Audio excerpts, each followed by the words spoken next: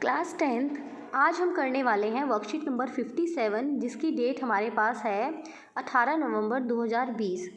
आज की वर्कशीट में हम ठोसों के संयोजन वाली आकृतियों के पृष्ठीय क्षेत्रफल के बारे में बात करेंगे।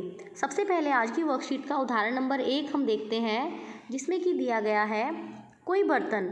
यहाँ पर एक डायग्राम दिया गया है, उसको ध्यान से देखेंगे सभी बच्चे। कोई बर्तन एक खोखले अर्धगोले के आकार का है। यहाँ पर एक वेसल दिया हुआ है, ये जो दिया है, ठीक है, जो किस आकार का है। नीचे एक खोखला अर्धगोला है और उसके ऊपर एक खोखला बेलन रखा गया है।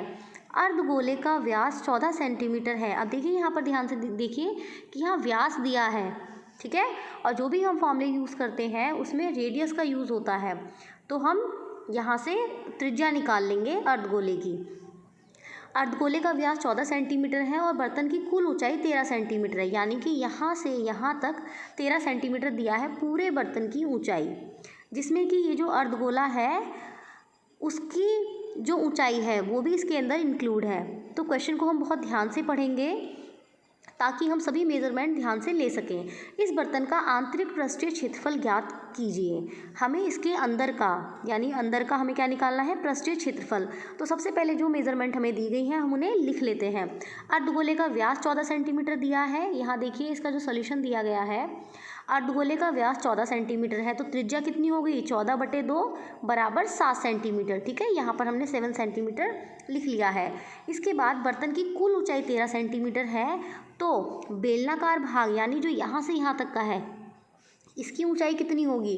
देखिए जो अर्धगोला होता है उसमें अगर ये यहाँ से यहाँ तक 7 सेंटीमीटर है तो इसकी जो ऊंचाई है ये वाली, क्योंकि यहाँ अगर हम सेंटर से लेंगे तो इसकी सेंटर से तो यहाँ भी इसकी त्रिज्या होगी ये, और जो इसकी ऊंचाई जिसे हम कह रहे हैं ये भी इसकी त्रिज्या ही होगी, ठीक है। तो ये भी 7 और ये भी 7, तो 13 में से हम जब 7 को माइनस करेंगे तो बेलनाकार भाग की ऊंचाई कितनी आ गई, 6 सेंटीमीटर। ओके, अब हम क्या करेंगे, देखिए जो बेलन की त्रिज्या होगी वो भी सेम होगी जितनी कि अर्धगोले की है, और बेलनाकार भाग की त्रिज्या कितनी हो जाएगी, 7 सेंटीमीटर, जो कि अर्धगोले की भी त्रिज्या है।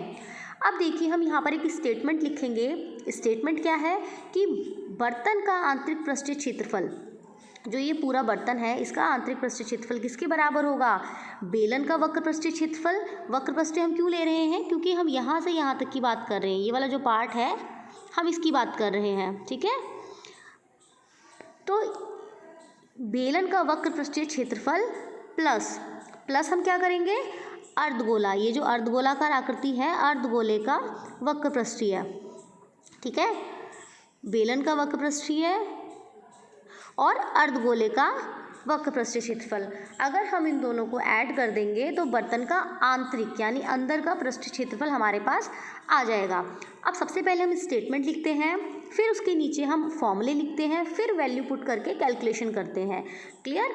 तो बेलन का वक्र पृष्ठीय क्षेत्रफल कितना होता है, 2πRH। अब इसके आगे हम यहाँ इस क्वेश्चन को समझते हैं। देखिए बेलन का वक्र पृष्ठीय कितना होता है, 2πRH, ठीक है, ये हमने लिख दिया। प्लस अर्धगोले का वक्र पृष्ठीय क्षेत्रफल होता है 2πr²। इसके बाद हम इसमें सारी वैल्यू पुट करेंगे और कैलकुलेशन को आसान बनाने के लिए हम ये जो फॉर्मूला दिया गया है इसमें से जो चीज़ें कॉमन आ रही हैं उनको हम कॉमन करके लिख लेंगे। जैसे कि 2πr, यहाँ पे ये भी 2πr है और इसमें क्योंकि r² तो यहाँ से भी हम 2πr कॉमन ले लेंगे। 2πr जब हमने कॉमन लिया तो अंदर बचा हमारे पास ब्रैकेट में h+r। Okay, clear.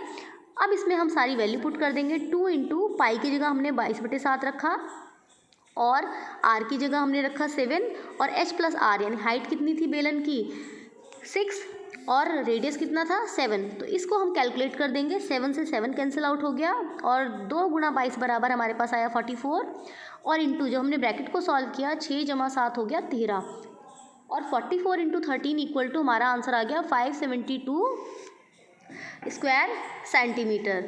क्लियर।